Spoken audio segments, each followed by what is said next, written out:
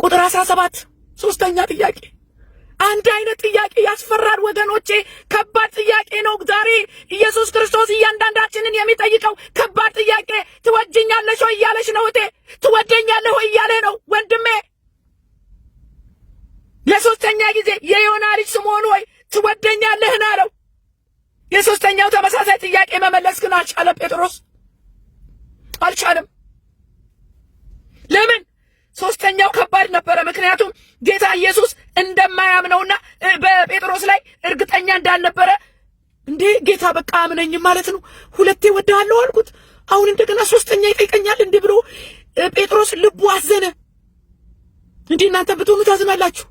ወይኔ ጌታ ሆይ በቃ አያምነኝም ማለት ነው። ለራሳችሁንም ትጠራጠራላችሁ። እንዴት ነው ነገሩ አትሉም? ሶስተኛ ጊዜ አንድ አይነት ጥያቄ እንዴት ይሆናል? ከዛ ጴጥሮስ የቀደመቱ ክህደቱን ያሰበ መሰለኝ። እኔ ያንን ዶሮ ሳይጮህ ካደውን ነገር አስቦ ነው መሰለኝ። ጴጥሮስ አዘነ ይላል። ለሶስተኛ ጊዜ ሲጠየቅ አዘነ። ጴጥሮስ አዘነ። ደጋግሞ የጠየቀኝ ባያምነኝ ነው ብሎ ሳያስብ አልቀረም። ምክንያቱም ጌታ ኢየሱስ ክርስቶስ ሊመጣ ያለውን የሚያውቅ ልብና ኩላሊት የሚመረምር ነውና ጴጥሮስ ለሶስተኛ ጊዜ ትወደኛለህን ሲባል አዘነ። አመላለሱም የተለየ ነበር። የሶስተኛው ልብ ብላችሁ ከሆነ ምን አለ መሰላችሁ? ጌታ ሆይ አንተ ሁሉን ታውቃለህ አለ። አያችሁ፣ አንዳንዴ እኛ ማናውቀውን እንኳን እግዚአብሔር ያውቃል ልባችን ውስጥ ያለውን። ስለዚህ ጴጥሮስ በሶስተኛው መልሱ ላይ የሆነ ነገር ጨመረ። ጌታ ሆይ በቃ ለአንተ ልስጥህ አለ። አንተ ሁሉን ታውቃለህ፣ እንደምወድህ አንተ ታውቃለህ አለ። ጨመረበት። ሁሉን ታውቃለህ የሚል ጨመረበት። ኢየሱስም ሌላ ትእዛዝ 3 በጎቼን አሰማራ። ወገኖቼ እግዚአብሔር አድርጉ እያለ ያላደረግነው የቤት ሥራ ተቆልሏል። የተጠራንበት ያልሰራነው ነገር ኃላፊነታችን ይሄ በተለይ እረኞች ጌታ ኢየሱስ ክርስቶስ ትወደኛለህን እያለ ነው ወንድም አለ። መልስ ስጥና ትእዛዝን ተቀበል። ትወደኛለህን? ጥያቄው ደግሞ መልሱ ደግሞ ይሁ የጌታ ኢየሱስ ትእዛዝ ይሁ። እናንተ ዛሬ የምትራገጡ እረኞች፣ እናንተ ዛሬ መንጋው የምታስጨንቁ ግራ የምታጋቡ እረኞች ትወደኛለህን ካለ በኋላ በጎቼን አሰማራ፣ ጠቦቶቼን ጠብቅ፣ ግልገሎቼን አሰማራ እያለህ ነው ኢየሱስ። ወገኖቼ ኢትዮጵያውያን፣ ኤርትራውያን እንዴት ናችሁ? እንዴት ከረማችሁ? ይህ ወንጌል ለዓለም ሁሉ የቃልና የመንፈሳዊ ምክር አገልግሎት የመጨረሻው ዘመን ደግሞ የእግዚአብሔር ድምጽ የሚሰማበት በዘመናችን በጊዜው በቤተ ክርስቲያን በሀገር በትውልድ መሃል እየሆነ ካለው ነገር ደግሞ እግዚአብሔር ምን ይላል፣ የእግዚአብሔር ቃል ምን ይላል፣ በመንፈስ ቅዱስ በመመራት ደግሞ የገባኝን ማስተላለፍበት መልእክት ነው። በመልእክቴ የእግዚአብሔር ሐሳብ ይነሳል፣ መገሰጽ ያለበት ይገሰጻል፣ ምክር ይሰጣል፣ እህታዊ በቅንነት ማለት ነውና ጆሮ ያለው ይስማል አለው። እግዚአብሔር የተባረከ ይሁን። የመልእክቱ ባለቤት እግዚአብሔር ነው። ዛሬም ደግሞ መልእክት ይዤ ቀርብ ያለው ይሄ በጣም ወሳኝ መልእክት ነው። እባካችሁ መልእክቴን ሼርና ሰብስክራይብ አድርጉልኝ፣ ለብዙዎች ይድረስ እባካችሁ። አሁን በጣም የኔ ሰብስክራይበር ሳይ 14000 ብቻ ነው። አይገርማችሁ? በጣም ኃይለኛ መልእክት ለትውልድ የሚጠቅም እየተላለፈ ነው። እስቲ ሰብስክራይበርን ከፍ እናድርገው። እስቲ ይድረስ የእግዚአብሔር መልእክት እባካችሁ። ከፍ አድርገን ወደ 20,000 ያስገቡልኝ። እስቲ ቻሌንጅ እናድርግ እስቲ እባካችሁ። እኔ ለገንዘብም አይደለም ግን አሁን መልእክቴን ሻሎም ሌላም ሚዲያ እያደረሰልኝ ነው። ደስ ይለኛል፣ በጣም ደስተኛ ነኝ። ግን ኦሪጂናሉን መልእክት ሰዎች እንዲያገኙት ለእግዚአብሔር ክብር እባካችሁ ሼርና ሰብስክራይብ አድርጉልኝ። ይህንን አደራ አላችኋለሁ። ስሙ ብቻ። እግዚአብሔር ለእረኞች ለቤተ ክርስቲያን መሪዎች እንደዚህ ይላል፣ ስሙኝ።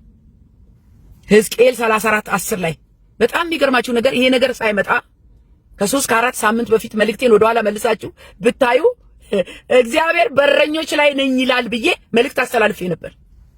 እግዚአብሔር እየተናገረ ነው ወገኖቼ፣ በቃሉ እየተናገረ ነው።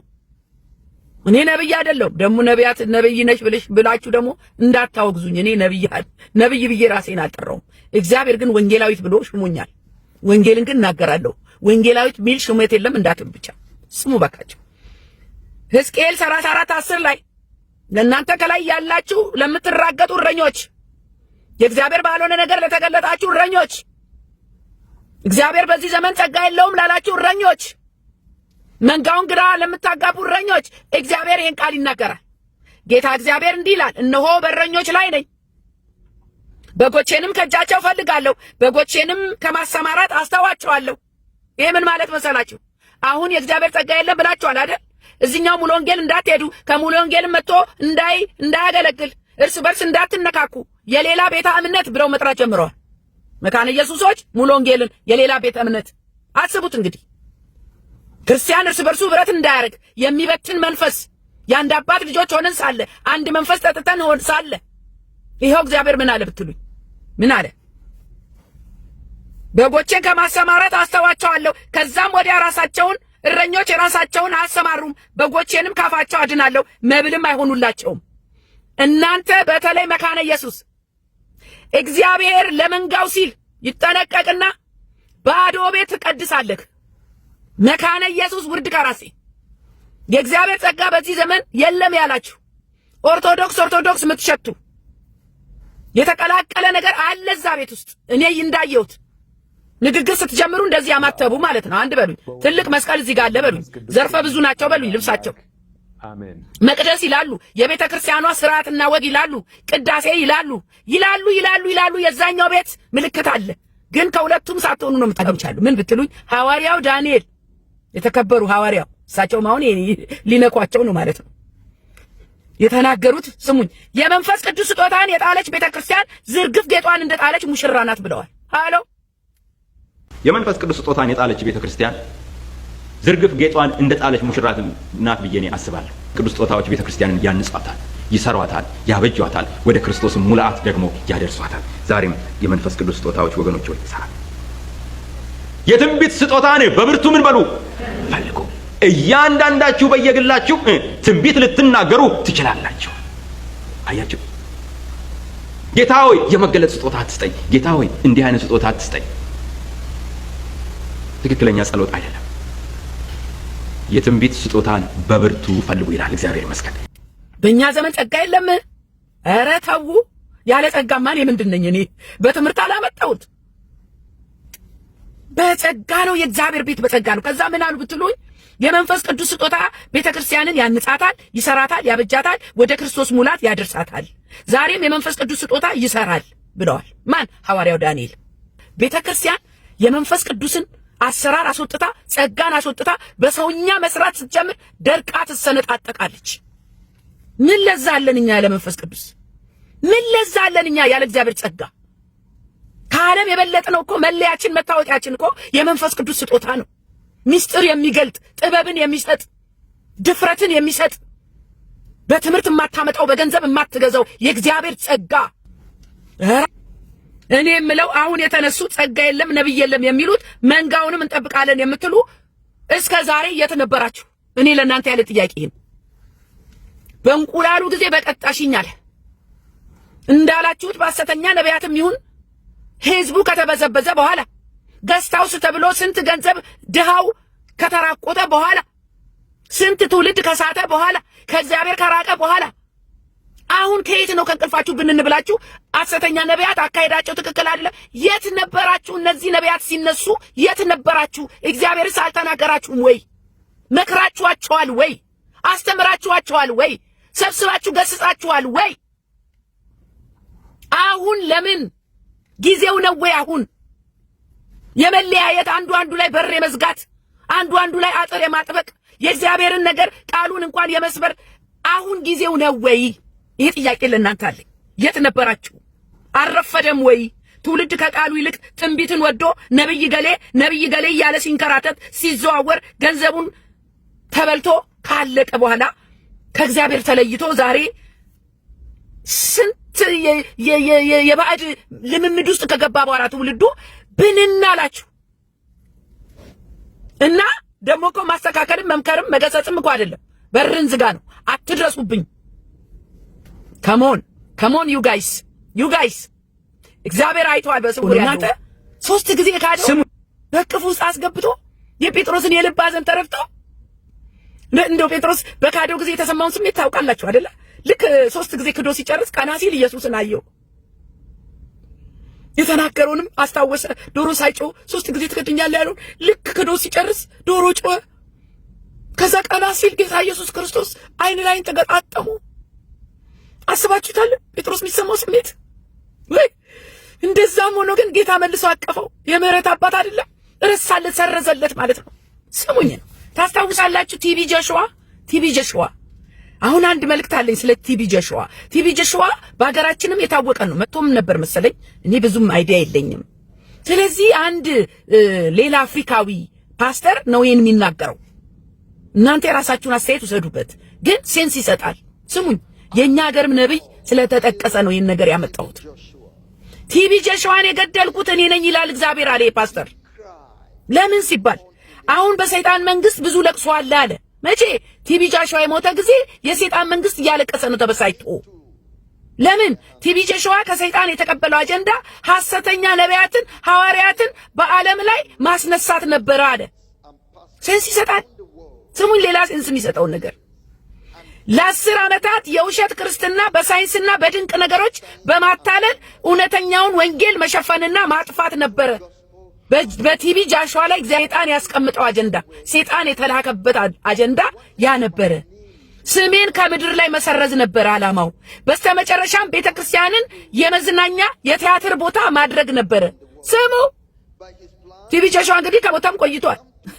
ስሙ፣ አሁን እየተገለጠ ያለውን ነገር ነው የምነግራችሁ፣ የሰውዬ ከተናገረው ነገር ጋር እንዳልኳችሁ መዝናኛ ማድረግ ነው። ትውልድ እኔን እንዲረሳና እንዳይፈልገኝ ለማድረግ ከኔ እንዲርቅና ሰውን እንዲያመልክ እንዲከተል ማድረግ ነበረ የቲቢ ጆሹዋ ዓላማ። የቤተ ክርስቲያንን ቅድስና ለማጥፋት ቲቢ ጆሹዋ አዳዲስ ነቢያትን ያሰለጥን ነበረ፣ ይመለምልና ያሰማራ ነበረ ካለ በኋላ ስለዚህ ቲቢ ጆሹዋን ድንገት የወሰድኩት እኔ ነኝ። ለምን? ሕይወትና ሞት በእኔ እጅ እንዳለ ለማሳየት ነው። በሕዝቤ ላይ ሰይጣን ስልጣን እንደሌለው ለማሳየት ነው ቲቢ ጆሹዋን ብድግ ያረኩት፣ ድንገት የወሰድኩት። እናንተ ራእዩን ሳይጨርስ የሚሞት ሰው ልብ በሉልኝ፣ ልብ በሉ ብቻ ይህን ግንዛቤ አድርጉ። ድንገት የሚነጠቁ አገልጋዮች አሉ። ድንገት ሞት። እግዚአብሔር ሳያቅ የሚሆን ነገር የለም። መጨረሻ ላይ የገረመኝን ልንገራችሁ። ከተለያዩ ሀገራት የመለመላቸው ነቢያት ስም ዝርዝር ጠራ። ማንም ቢጠራ ጥሩ ነው። ነቢይ ሱራፌል ከኢትዮጵያ ብሎ ጠራ። Of his disciples in this revelation from different countries. Alpha Luca Bushiri, Joshua Talina, Philip Panda, Jeremiah of Wari, Prophet Suraphel of Ethiopia, and Prophetess Naomi. I ጉድ አትሉ? ሃሎ ጉድ በል ዘንድሮ። ነቢይ ሱራፌል ከኢትዮጵያ። ይሄ አፍሪካዊ ፓስተር ስለ ቲቢ ጆሹዋ ሲያወራ ከተመለመሉት አንዱ በኢትዮጵያ ነቢይ ሱራፌል ብሏል። ቪዲዮ አያይዝላችኋለሁ። አልፋ ሉካ ቡሽሪ ብሎ ስም ዝርዝር ጠርቷል። ከዚህም መሃል ሱራፌል ደምሴ። ምን ትላላችሁ? ለእናንተ ተዋለው መልሱን። ይሄ ዶክተር የሚባል ነገር በጣም እያጠፋን ነው ወገኖቼ። ፉክክር ተይዘዋል፣ ትከሻ ለትከሻ ለመለካካት። እኔም ዶክተር ነኝ፣ አንተም ዶክተር ነህ። ዶክተር ያልሆነ ሰው እኮ ቤተክርስቲያን ውስጥ ሽማግሌም አይሆንም፣ ከፊትም አይሰለፍም። ዶክተር አይደለም ከፊት የሚሰለፍ ያለበት ቤተክርስቲያን ከፊት የምታሰልፈው እግዚአብሔር የጠራቸውን ጥሪ ያላቸውን የተቀቡትን ዓላማ ያላቸውን ጸጋ ሰጥቶ ነው እግዚአብሔር የሚያሰማራው። ልክ ያለምኛ አሰራር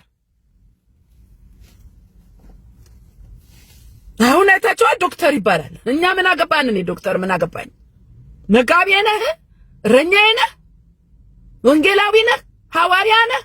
እግዚአብሔር የሰጠሽ ሹመትና ጸጋ ምንድነው? ወንድም አለሞች ምንድን መሰሉኝ? ትልቅ ሰውዬ፣ በጣም የተከበሩ አገልጋይ፣ ወዳቸዋለሁ። ሰው ላይ አትደገፉ ብለዋል። በፓስተሩ በነብዩ ላይ አትመስረቱ፣ አትተማመኑ። ሰው ናቸውና የሚታመን በእግዚአብሔር ላይ ብቻ ይታመን። እኔን አሉና ስማቸውን ጠርተው እኔን ፓስተር ጌቱ ትወዱኛላችሁ አውቃለሁ፣ ግን በመጠን በልክ አድርጉ ብለዋል። እናንተ ከፓስተር ጋር የተጣበቃችሁ ብዙዎቻችሁ ጥሩ ነው፣ በእኛ በአገልጋዮች ላይ አላችሁ፣ በጣም ጥሩ ነው። ግን ከመጠን አትለፉ። ስለ ፓስተር ጌቱ ያላችሁ ግንዛቤ ከመጠን አትለፉ። በጣም ብዙዎቻችሁ እንደምትወዱኝ አውቃለሁ፣ ግን ከመጠን አትለፉ። ፓስተር ጌቱ እንደናንተ ደካማ ሰው ላይ ህይወታችንን ሁለንተናችንን ሰው እስከ ተወሰነ ድረስ ነው የሚያገለግለው። የእኛም ጥያቄ ስጡት። ፓስተሩ ሲቀርብ ቤተክርስቲያን ሲቀር እናንተ ቤተክርስቲያን የምትቀሩ ሰው ነውና ይሰበራል። ሰው ነውና ከቤተክርስቲያን ይለቃል። አብራችሁ ለቃችሁ እሺ ብላችሁ ብትሄዱ እንደ በጣም የሚገርመኝ የማይመቸኝ ነገር ቤተክርስቲያን ሲከፈል ተከፍላችሁ ሩር ብላችሁ እንደ በግ የምትነዱ። እግዚአብሔር አንድ ነው። ቤተክርስቲያን የምንሄደው ፓስተሩን ነብዩን ብለን አይደለም፣ እግዚአብሔርን ልናመልክ ነው የምንሄደው። እኔ አሁን የፈራሁት ምን እንደሆነ ታውቃላችሁ? ወደፊት ቤተክርስቲያን ለአባላት መታወቂያ ትሰጣለች። አሎ ስሙ፣ አልጠረጠራችሁ? ለአባል መታወቂያ ታዘጋጃለች። ከዛ በኋላ ቤተክርስቲያን ስትሄዱ መታወቂያ እያሳያችሁ ልትገቡ ነው። እኔ ሙሉ ወንጌል ነኝ። ሙሉ ወንጌል አገባም መካነ ኢየሱስ እንደ ዘመኑ እንደ ሀገሬ ቀበሌ አማራ፣ ኦሮሞ መታወቂያ ላይ ምን አገባ አንተ? ኢትዮጵያዊ ነህ። የዘረኝነት መንፈስ ቤተክርስቲያን ገብቶ መንፈሳዊ ዘረኝነት ሊገለን ነው። አሁን መታወቂያ ያወጡልናል። ታያላችሁ ቤተክርስቲያን ሊለዩ ማለት ነው። እግዚአብሔር ግን ይነሳል፣ ይናጠቃል ትውልዱን። እናንተ እረኞች እየተራገጣችሁ ያላችሁ መንጋው እንዳይጎዳ ለመንጋው ተጠንቀቁ። ወንድማችን ሸዋፈራው እግዚአብሔር ይባርከው ወንጌል ስብከት ለመስበክ የማንንም ፈቃድ አንጠይቅም ብሏል። ሰሞኑን የሃይማኖት ተቋማት ጉባኤ ስብሰባ አድርገዋል።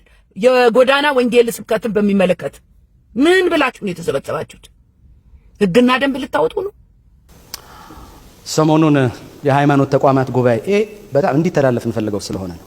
የሃይማኖት ተቋም የኛ ሰዎች ሰብስበው ስለ አደባባይ ስብከት ስለ መመስከር ውይይት አረጉ። ምን ይወያያሉ? ምን ያወያያል? የት እንመስክርታል? የት ሄደን እንናገር? መጽሐፍ እኮ የሰጠን ነው። ኃይልን ሳትቀበሉ ከኢየሩሳሌም እንዳትወጡ አለ። ኃይልን በተቀበላችሁ ጊዜ በኢየሩሳሌም፣ በይሁዳ፣ በሰማሪያ እስከ ምድር ዳርቻ አለ። የት እንሂድ? እዚህ አዳራሽ ውስጥ ታፈነን? ኖ፣ ለህዝብና ለአህዛብ ይነገራል እንጂ ይሄ እውነት ይነገራል እንጂ ይሄን በአዋጅ በገደብ ልታቆሙ አትችልም። ከላይ የመጣ ትእዛዝ እኮ ነው። ወደ ዓለም ሂዱ ወንጌልን ስበኩ የሚል። ስለዚህ ምን አለ? ለህግና ለስርዓት እንገዛለን፣ ነገር ግን በአደባባይ ወንጌል ለመመስከር የማንንም ፈቃድ አንጠይቅ። እሱን ከማወዳ ምን ይወዳደራል? ሁሉን እርግፍ አድርጎ አስትቶ ያስኬዳል። ሽልማቴ የኔ ጌታ የተባረከ ይሁን። ዛሬም ደግሞ እንደ ሁሌው መልእክት አለኝ። ዋናው መልእክቴ ርዕሱን እነግራችኋለሁ። የኢየሱስ ክርስቶስ ከባዱ ጥያቄ ነው። በጣም የሚገርም ነገር ነው። የኢየሱስ ክርስቶስ ከባዱ ጥያቄ። ይሄ ጥያቄ ደግሞ ሁላችንንም ይመለከታልና ይህንን ጥያቄ ነው ዛሬ ልብ እንድንል እንፈልገው በዋናው መልእክቴ። እንደ መግቢያ ደግሞ ማድረገው ይሄው አሁን ሰሞኑን ያለው በቤተክርስቲያናት በተለይ በመካነ ኢየሱስና በቃለ ሕይወት የተገለጠው ነገር ብዙዎቻችንን እያነጋገረ ስለሆነ ተጨማሪ ባለፈው መልእክቴ የሚሆን ነገር ብያለሁ፣ ግን አሁን ተጨማሪ ስላለኝ እነሱም እየጨመሩ ስለመጡ እየተገለጠ ያለ ነገር ስላለ ስለሱ ተጨማሪ ማለት ነውና ያንን ነው ማስቀድመው። መቼም ከእግዚአብሔር የተሰወረ ነገር የለም። እናንተ አሁን እኔ በጣም ኤክሳይትድ ሆኛለሁ። ለምንድን ነው ደስ ያለኝ ብትሉኝ፣ እግዚአብሔር በስራ ላይ ነው። እግዚአብሔር የሆነ ነገር ሲያናውጥ በሁለት መንገድ ነው ያየሁት እኔ። አንድ ጠላት ቤተክርስቲያንን ሊያፈርስ አጀንዳ እየሰጠ እያናጋ ነው። ነገር ግን እግዚአብሔር ደግሞ በስራ ላይ ነው። ይሄ የሚናጋው ነገር የሚናወጠው ነገር ሊያጠራው ነው። ወገኖቼ በተስፋ ጠብቁ። መውደቅ ያለበት ይወድቃል፣ መወገድ ያለበት ይወገዳል፣ መነቀል ያለበት ይነቀላል። የእግዚአብሔር የሆነው ነገር ያሸንፋል። እግዚአብሔር ቤቱን ያጠራል። ይሄ በጣም ገብቶኝ ተስፋ አገኘው። ለምን ሰሞኑን የምናየው ነገር በጣም ያስከፋል። ጠላት ሊጠቀምበት ደግሞ ተነስቷል። ይሄንን ግርግር ማለት ነው። ስለዚህ በጣም ነቅተን መጠበቅ አለብን። ከእግዚአብሔር የተሰወረ ነገር የለም። በዚህ ዘመን እንዳልኳችሁ ጠላት የእግዚአብሔር ክብር መገለጫ የሆነችውን ቤተክርስቲያን ቀስ በቀስ እያዳከመ ኃይሏን እያሽመደመደ ከክብሯ እያወረዳት ነው ያለው። ይሄ ነገር በጣም ልንረዳ ይገባል። መቼም በቤተክርስቲያን እየተገለጠ ያለው ያስደነግጣል፣ ጆሮንም ጭው ያደርጋል። በአንድ በኩል ደግሞ እግዚአብሔር በሥራ ላይ ነው፣ የተሰወረውን እየገለጠ ቤቱን ሊያጸዳ ነው። እናንተ ለእግዚአብሔር ቤት ቅናት ያላችሁ እውነተኛ ክርስቲያኖች ስሙኝን፣ እግዚአብሔር በሥራ ላይ ነው፣ ቤቱን ያጠራል፣ ዝም አይልም። እግዚአብሔር ለክብሩ አይደራደርም፣ ክብሩን ይገልጣል። አሁን ከሁሉ በላይ ፈሪሃ እግዚአብሔር የሚባል ነገር ያለ አይመስልም። አሁን እግዚአብሔር ምን ይለኛል አይደለም፣ ቃሉ ምን ይላል አይደለም። የሰውኛ አካሄድ ነው እያየን ያለ ነው። የሥጋ አሰራር ነው የተገለጠው። አንዱ ባንዱ ላይ ተነስቷል። እናንተ የእግዚአብሔር መንግስት እኮ አንድ ነው። የእግዚአብሔር መንግስት አንድ ነው። የመንግስቱ ባለቤት አስተዳዳሪው እግዚአብሔርም አንድ ነው። ስለዚህ አሁን ግን አንዱ ባንዱ ላይ ተነስቷል። ሁሌም እኔ ነኝ ልክ እያለ ሁሉም መንጋው ግራ እየተጋባ ነው። መንጋውን ጠብቁ። በተቻለ መጠን መንጋው እንዳይበተን ወደ አውሬ ወደ ዓለም እንዳይወጣ። እረኞች ሲራገጡ የሚጎዳው መንጋ ነው። አሁን እረኞች ናቸው እየተራገጡ ያሉት። ከዚህ ሁሉ በስተጀርባ ያለው ስውር የጨለማ ስራና የጠላት ወጥመድ እግዚአብሔር አይቶታል። እግዚአብሔር አይቶታል። ሁሉንም በጊዜው ይገልጠዋል። ለክብሩና ለመንጋው ሲል ሁሉንም ያስተካክላል፣ ጎባጣውን ያቀናል። እግዚአብሔር ባደራ የሰጣቸውን ኃላፊነት በታማኝነት ለማይወጡት ግን መዋረዳቸው አይቀርም። እኛ ማምን እንደሆነ አናቅም። አሁን ምንም አለየንም፣ ግን በመንፈስ የምንረዳው ነገር አለ። ኧረ ጌታ ሆይ፣ ኧረ ጌታ ሆይ እንላለን። እግዚአብሔር ግን የእያንዳንዳችንን ልብና ኩላሊት የሚመረምር። ስለዚህ መዋረጃቸው ደርሷል። ከእግዚአብሔር መንገድ የራቁት፣ በእግዚአብሔር መንገድ የማይሄዱት አለ። ከጀርባ የሆነ ግፊት አለ፣ የጠላት አሰራር አለ፣ ጨለማ። እግዚአብሔር ግን ይገልጠዋል። አሁን ምን አለ እግዚአብሔር? ከዚህ በኋላ ካፋቸው አድናለሁ፣ መብል አይሆኑላቸውም አለ። ይሄ ለእናንተ ነው። በተለይ ለመካነ ኢየሱስ፣ በተለይ እዛ ደግሞ ቃለ ሕይወት ስሙኝ። መካነ ኢየሱስና ኦርቶዶክስ እንዴት ተመሳሰሉ? የኔ ጥያቄ ነው። በጣም ነው የሚመሳሰሉት። ባለፈውም ተናግሬያለሁ። የሚጠራሩት ደግሞ ቄስ ከሌ ነው። እኛ ቄስ የምናውቀው እዛ ነው። ሐዋርያ ነው የእግዚአብሔር ሹመት። እናንተ ሰው ባካችሁ፣ ሐዋርያ፣ መጋቢ፣ ፓስተር፣ ወንጌላዊ፣ አስተማሪ፣ ነብይ። እኔ ለእናንተ ጥያቄ አለኝ። ለቃለ ሕይወት መሪዎች ጥያቄ አለኝ። ሁላችሁም ዶክተር ኦኬ፣ ጥሩ ነው ዶክተር መሆን፣ ችግር የለውም። ዶክተር መሆን ግን የእግዚአብሔር ሰው አያስብልም አለው። በተለይ በቴዎሎጂ ሰው አስተምሯችሁ፣ በሰውኛ ትምህርት ሰው ነው የሚያስተምረው። እንግዲህ እነ ጳውሎስ እነ ጴጥሮስ ዶክተር ሲባሉ አልሰማንም። ማን ብለን እንጥራችሁ? በእግዚአብሔር ቤት ያላችሁ ሹመት ምንድን ነው? እግዚአብሔር በጸጋ ነው የሚሾመው። ያንን ሁሉ ሕዝብ አደራ ሲሰጣችሁ በጸጋ ነው የሚሾመው። ማን ብለን እንጥራችሁ? ሁሉም ይመጣና የሚያስቀድመው ከፊት ገጭ የሚያደርገው ዶክተር። በነገራችን ላይ መማር ጥሩ ነው ቴዎሎጂ፣ ዶንት ጊቭ ሚ ሮንግ። ነገር ግን ዶክተር ብለህ ስለተማርክ የእግዚአብሔር ቤት ትመራለህ ትችላለህ ማለት አይደለም። ለምን ብትሉኝ የእግዚአብሔር ቤት የሚመራው በጸጋ ነው። እግዚአብሔር ደግሞ የሚጠቀመው በዶክተሮች አይደለም አለው። በዶክተሮች አይደለም። እግዚአብሔር ያለምን ዕውቀት ያለምን ጥበበኞች ለማዋረድ ለማሳፈር በሞኞች ነው የሚጠቀመው። በእነ ጴጥሮስ ነው የተጠቀመው። እናንተ እዚህ ግባ በማይባሉት በነ ዳዊት በተረሱት በቁመታሞቹ በሚታዩት አይደለም። እግዚአብሔር ግን አሰራሩ ልዩ ስለሆነ ምን በጣም ደስ ይለኛል። የእግዚአብሔር አሰራር ማንንም ከፊት አያደርግም። ዶክተር ስለሆነ ና ሞገስ ያለው ወንጌላዊ ስትባል፣ እኔ አሁን ወንጌላዊት አይደለም። ሞገሱ ክብሩ እንዴት ደስ እንደሚል፣ እንዴት እንደሚያስከብር፣ መንፈሱ እንዴት እንደሚሞላ ስሙኝ። እረኛ እኮ እናንተ አባት ነው። እረኛ ይከበራል እንጂ አይፈራም። ለምን? አባት ነው። እግዚአብሔር ፍቅር ስለሆነ ደግሞ እረኛ ደግሞ በፍቅር ነው መንጋውን የሚይዘው። ማንን ነው አሁን ቆይ እረኛ ይብራችሁ የምጠሩት ማን ነው አሁን አላችሁ? እኔ ካላችሁ ንገሩኝና ፈልገን እናገኘው። እነዚህ ብዙ እረኞች እኮ ብዙ ፓስተሮች አይቀረቤ ናቸው እኮ፣ ሲሪየስ ናቸው፣ ኮስታራ ናቸው። ስብሰባ እኮ ነው የሚጠሯችሁ። ስሙኝ፣ እኔ የምለው እንዳልኳችሁ የቤተ ክርስቲያን ሹመታችሁ የት አለ? ማናችሁ? ዶክተር ከሌ ማነህ አንተ? ማነህ ወንድም ማለት ማነህ? መጋቢ ነህ ወይስ ምንድን ነው? ስሙኝ፣ ከሁሉ የምበልጠው በእግዚአብሔር ጸጋ ያገኘነው ሹመት ነው። አንድ ነገር ግን እርግጠኛ ነኝ። ምንድን የምትሉኝ? አሁን እየደፈረሰ ያለው እግዚአብሔር ቤቱን ሊያጠራ ነው። መንሹ በእጁ ነው። እግዚአብሔር ስለ መንጋው ይቀናል፣ ትውልድንም ይታደጋል። ከእግዚአብሔር ክብር ይልቅ የሰው ክብርን ለምታሳድዱ የእግዚአብሔርን የከበረ የሹመት መጠሪያችሁን የናቃችሁ በእናንተ ስር ያለው መንጋ አያሳዝናችሁም ወይ? ይሄ እኔ ጥያቄ ነው። ይሁን አጥርና ክልል እየሰሩልን ነው እናንተ። መንፈሳዊ ዘረኝነት ብየዋለሁ እኔ። መንፈሳዊ ዘረኝነት ክልል አበጃችሁልን አይደል? ወደዛ እንዳትሄዱ፣ አንተ የዚህ ነህ የኔ ነህ እንዳትገናኙ፣ እህትና ወንድምን መለያየት፣ የቤተሰብ መለያየት፣ አሁን ደግሞ ቤተክርስቲያን መለያየት። ቃል አለ ሌላ ኤርምያስ 56 ስሙኝ፣ ኤርምያስ ምዕራፍ 50 ቁጥር 6 ሕዝቤ የጠፉ በጎች ሆነዋል፣ እረኞቻቸው አሳቷቸው አሎ። በተራሮችም ላይ የተቅበዘበዙ አደረጓቸው፣ ከተራራ ወደ ኮረብታ አለፉ፣ በረታቸውንም ረሱ። በማ የተነሳ በእረኞች። ኤርምያስ 23 28 እንዲሁ እናንተ ደግሞ በውጭ ለሰው እንደ ጻድቅ ትታያላችሁ፣ በውስጣችሁ ግን ግብዝነትና መፀኝነት ሞልቶባችኋል። እግዚአብሔር ተናግሯችኋል። ጆሮ ያለው ይስማላለሁ። ይሄ የዛሬ መግቢያዬ ነው። ወደ ዋናው መልእክቴ ልሂድ። ዋናው መልእክቴ የኢየሱስ ከባዱ ጥያቄ ነው። ዛሬ ሁላችንንም ጌታዬ ጥያቄ ጠይቀናል። ምን ብትሉኝ ጌታ ኢየሱስ ክርስቶስ ከደቀ መዛሙርቱ ጋር ለ3 ዓመት ተኩል ሲያስተምራቸው፣ ሲመክራቸው፣ የሰማዩን መንግስት ሚስጥር ሲገልጥላቸው፣ ሊመጣ ያለውን ሲነግራቸው ቆይቷል ደቀ መዛሙርቱ።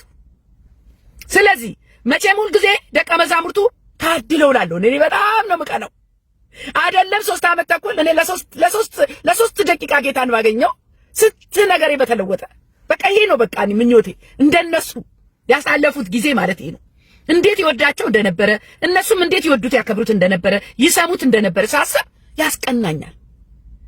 ከ12ቱ ደግሞ ጴጥሮስን ለየት አድርጎ ያቀርበው ነበር። ጴጥሮስ ችኩል ነው ቶሎ በቃ ያወቃትንም ዝርግፍ የሰማትንም ዝርግፍ ውስጡ ያለውንም ቶሎ እንደዚህ። አንዳንዴ እንደ ጴጥሮስ ይሰማኛል። ማንነቴ ይቅርታ አድርጎልኝ ራሴ እንደ ጴጥሮስ ይሰማኛል። ከጌታ ጋር ቶሎ ቀደም እንደዚህ በቃ ትንሿን ነገር ግን ደግሞ የበለጠ ደግሞ የገለጠለት አለ። ጴጥሮስ ስለ ጴጥሮስ ስናነሳ መጀመሪያ የምናስበው ዶሮ ሳይጮህ አልክድም ብሎ 3 ጊዜ ካደውን እናስባለን። በውሃ ላይ ተራመደውን አታስቡም? ስለ ጴጥሮስ ሂድ አንተ ሰይጣን የተባለበትን ደግሞ በማቴዎስ 16 ቁጥር 18 ላይ እኔ እምልሃለሁ አንተ ጴጥሮስ ነህ፣ በዚህች ማለት ላይ ቤተክርስቲያንን እሰራለሁ፣ የገሃነም ደጆችም አይችሉትም ያለውን። ጴጥሮስ ችኩል ቢሆንም የኢየሱስንም ንግግር ብዙ ጊዜ ልብ ባይልም ጌታ ግን ይወደዋል፣ ያዝንለታል። የፍቅር ጥግ እኮ ነው እናንተ። ከዛ ኢየሱስ ክርስቶስ የጠራቸውን ከእጁ አያወጣምና ከነ ድክመታችን ይወደናል። ጴጥሮስ ኢየሱስን ቢክደውም አልጠላውም፣ አላባረረውም፣ ይልቁንም ብዙ አስተማረው። በማቴዎስ ወንጌል ምዕራፍ 16 19 ላይ የቤተ ክርስቲያን መሰረት አደረገው። የመንግስተ ሰማያትንም መክፈቻዎች እሰጥሃለሁ፣ በምድር የምታስረው ሁሉ በሰማይ የታሰረ ይሆናል፣ በምድር የምትፈታ ሁሉ በሰማያት የተፈታ ይሆናል አለው። አቤት የምህረት ጥግ! እናንተ ሰው ቢሆን እኮ አሳዶ ያጠፋቸዋል። አይገርማቸው? የክርስቶስ ፍቅር እኛ ያለው። ጴጥሮስ በተለየ ኢየሱስን ይወደው ነበር፣ ካጠገቡም አይጠፋም ነበር። በማቴዎስ 16 ላይ ቁጥር 16 ላይ ኢየሱስ ክርስቶስ ደቀ መዛሙርቱን አንድ ጥያቄ ጠየቀ። ምን ቢሉን ብትሉኝ ሰዎች የሰው ልጅን ማን እንደሆነ ይሉታል ብሎ ጠየቀ። ጴጥሮስ ችኩል አይደለችም፣ ግን ጌታ ደግሞ ይጠቀምበታል። ምን አለ? ስምዖን ጴጥሮስም መለሰ ምን አለ? አንተ ክርስቶስ የሕያው እግዚአብሔር ልጅ አለ ይላል። የሕያው እግዚአብሔር ልጅ ነህ አለ። ማን? ጴጥሮስ። አጠብቁም አንዳንድ ጊዜ እንደነዚህ ሰዎች ግን ውስጣቸው ንጹህ ስለሆነ ልባቸው ቅን ስለሆነ እግዚአብሔር ይጠቀምባቸዋል፣ ይገልጥላቸዋል። ሲናገሩ እውነትን ይናገራሉ። ጴጥሮስ የተናገረው ማንም አልገለጠልህም አለው። የሰማዩ አባቴ ነው ይሄን የገለጠልህ አለው። አንተ ሲለው አንተ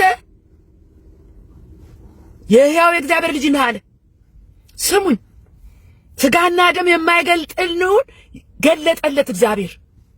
የዋህ ሰዎች፣ እግዚአብሔርን በፍቅር የሚወዱ ዝቅ የሚሉ ሰዎች፣ ቅን ሰዎች እግዚአብሔር የላይኛውን ምስጢር ይገልጥላቸዋል። ያልተጠበቁ ሰዎች። ስለዚህ የጴጥሮስና የኢየሱስ ክርስቶስ ገጠመኝ ብዙ ነው። ለዛሬ ማንሳት የፈለኩት ኢየሱስ ክርስቶስ ለጴጥሮስ የጠየቀውን ከባዱን ጥያቄ ነው ማንሳት የፈለኩት። ስሙኝ። ደግሞ አንዳንዶቻችሁ ወንጌል ተገነት አሰብክም ወንጌል አሰብክም ወይ ትላላችሁ። የሆነ ነገራችሁ ሲነካ መልእክቴ ወንጌል ነው። እኔ ዋና መልእክቴ ጴጥሮስና ኢየሱስ። ስማ ወንድም አለ ወንጌል ስበኪ ለምትሉኝ ስሙ። ወንጌሉን ጆሮአችሁ አይሰማም ልጄ።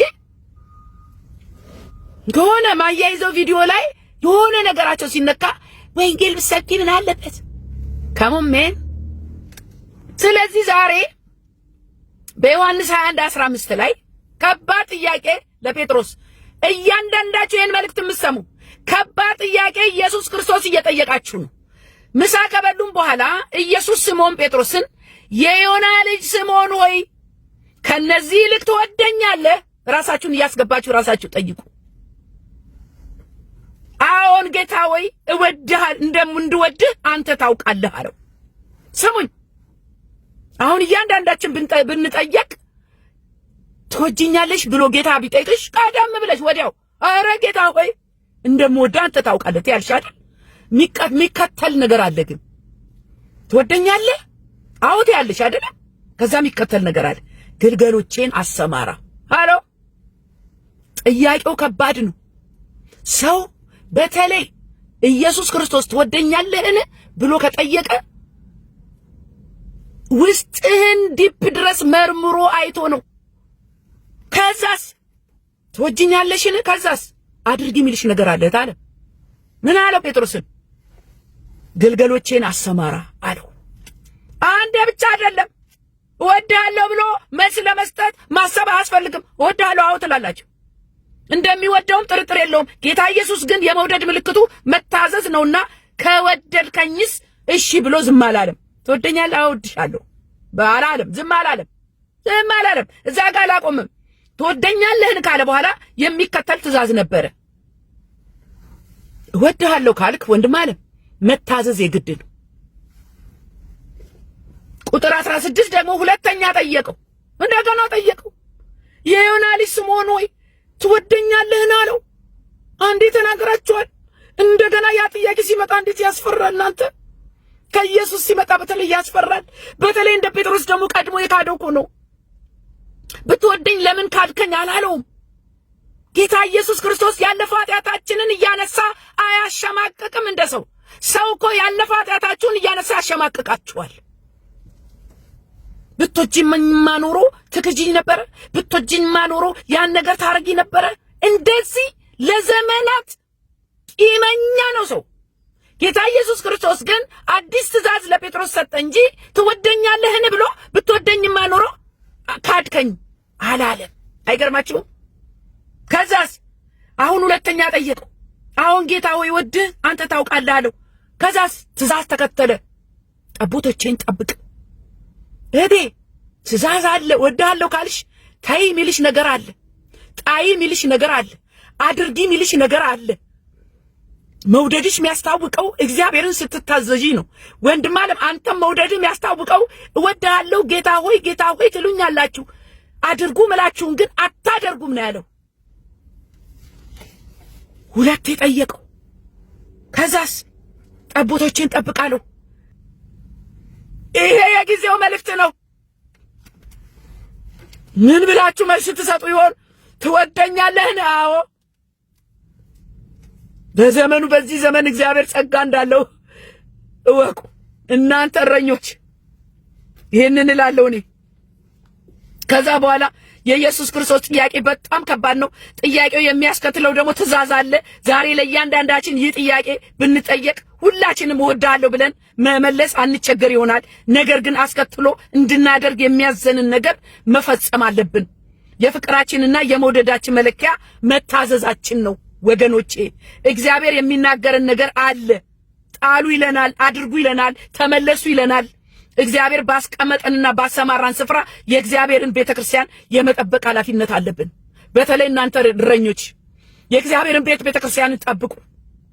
ስሙኝ፣ መንጋውን ጠብቁ። ትውልዱ እናንተን ሳይሆን ክርስቶስን እንዲከተል አድርጉ። እርስ በርሳችንም እንድንያያዝ እንድንሸካከም እግዚአብሔር ይፈልጋል። የወደቀውን እንድናነሳ፣ የደከመውን እንድናበረታ። የአማኞች ህብረት ቤተክርስቲያንን ሊገነጣጥል ሊያፈርስ የወጣ በጌታ በኢየሱስ ክርስቶስ ስም የፈረሰ ይሁን። ሮሜ 15:1 እኛም ኃይለኞች የሆንን የደካሞችን ድካም እንድንሸከም ራሳችንንም ደስ እንዳናሰኝ ይገባናል። ለክርስቶስ ያለን ፍቅር በሌሎች ላይ ይገለጻል። በተወደንበት ፍቅር ሌሎችን መውደድ መቻል እግዚአብሔርን ደስ ማሰኘት መትጋት። ዛሬ እግዚአብሔር ትወደኛለህ ብሎ ቢጠይቅህ ምን መልስ ትሰጣለህ? ወንድም አለም እወድሃለሁ ብለህ እኮ አይቆምም። ትእዛዝ አለ ወገኖቼ። ሃሌሉያ! አረ ኢየሱስ ጌታ ነው። እናንተ የሚያድነው የሚያስመልጠው የሚጠብቀው ኢየሱስ ክርስቶስ ብቻ ነው። እናንተ ክርስቲያኖች ከጌታ ጋር ተጣበቁ። ዋን ኦን ዋን ራሳችሁን አስመልጡ። እኔ በዚህ ዘመን ራስ ማስመለጥ ነው የሚያስፈልገው ብያለሁ። ጌታ የተባረከ ይሁን። መልእክቴ ይሄ ነው። ሼርና ሰብስክራይብ አድርጉልኝ። ሁላችሁንም በጌታ ፍቅር ወዳችኋለሁ። አሜን ስለምትሉ አገልግሎቴን ስለምትደግፉ በጸሎትም ስለምታግዙኝ እግዚአብሔር ይባርካችሁ። ወንጌል ይቀጥላል። ኢየሱስ ክርስቶስ ይመጣል። ሻሎም ሻሎም። ተባረኩ።